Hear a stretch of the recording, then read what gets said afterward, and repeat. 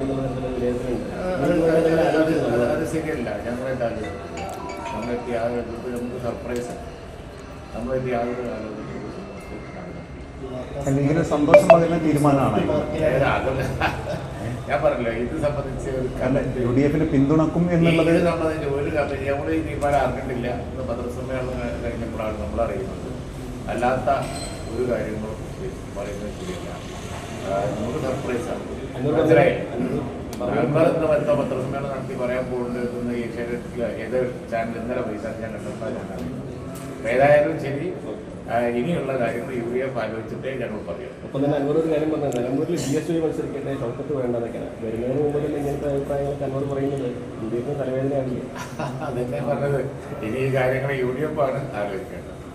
അതുകൊണ്ട് അത് കോൺഗ്രസ് പാർട്ടി എന്നുള്ളത് കോൺഗ്രസ് ആണ് ജാതി ആലോചിക്കേണ്ടത്. അതിനുശേഷം ആ കാര്യം ആലോചിക്കേണ്ടത് UDF ആണ്. UDF കൂട്ടായി എടുക്കുന്ന തീരുമാനിക്കുന്ന കൂടെ ഈ വിഷയത്തിൽ ലീഗ്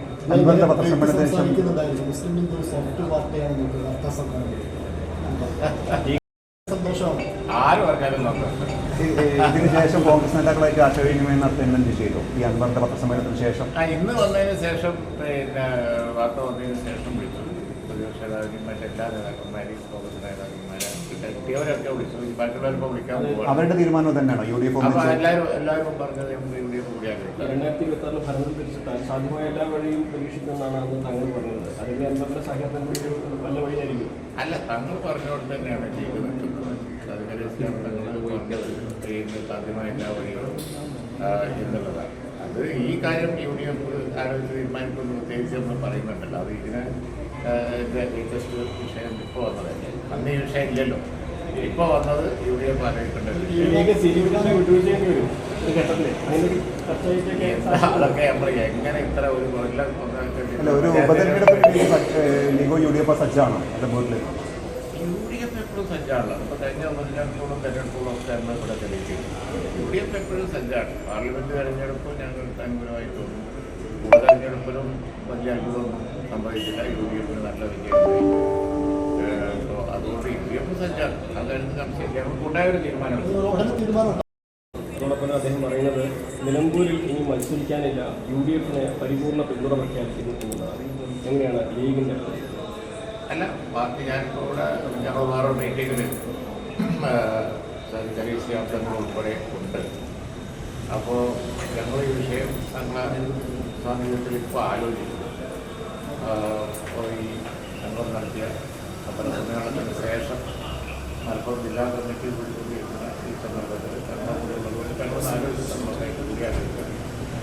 ആ ആലോചനയിൽ വന്ന കാര്യം എന്ന് പറയുന്നതാണ് ഞങ്ങളുടെ ആലോചന. ഈ കാര്യത്തിൽ ലീഗ് സ്വന്തമായി എടുക്കേണ്ട ഒരു വിഷയവുമില്ല.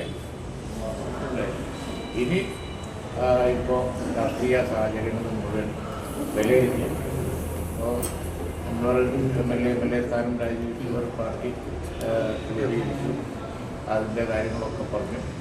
UDFന് പിന്തുണയാണ് എന്നുള്ള തലത്തിൽ പറഞ്ഞു. ഇനി ആ കാര്യങ്ങൾ മുഴുവൻ രാഷ്ട്രീയമായി വിലയിരുത്തി ഔദ്യോഗികമായി ഒരു തീരുമാനം എടുക്കേണ്ടത് UDF ആണ്. അപ്പോൾ അവിടെ ബൈ ഇലക്ഷനും കാര്യങ്ങളൊക്കെ വരും. അപ്പോൾ അത് സംബന്ധിച്ച് നമ്മൾ എന്തായാലും ഒരു തീരുമാനം എടുക്കേണ്ടി വരും. ആ തീരുമാനം ഇനി UDF എടുത്താൽ മതി. UDF ആണ് അതുകൊണ്ട് തീരുമാനം എടുക്കേണ്ടതെന്നാണ് ലീഗിൻ്റെ ഈ കാര്യം. Trendy and customized collection, best in budget. തെയ്യമ്പാട്ടിൽ jewellery.